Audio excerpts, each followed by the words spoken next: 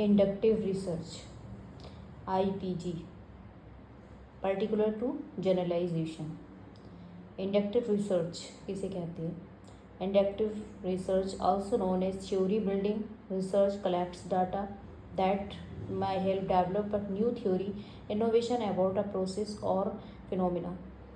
Bottom up approach, when there is title no existing literature on a topic, it is common to perform inductive research because there is no theory to test. आगमनात्मक अनुसंधान, आगमनात्मक अनुसंधान जिसे सिद्धांत निर्माण अनुसंधान के रूप में भी जाना जाता है, डेटा एकत्र करता है जो किसी प्रक्रिया या घटना के बारे में एक नया सिद्धांत नवाचार विकसित करने में मदद कर सकता है।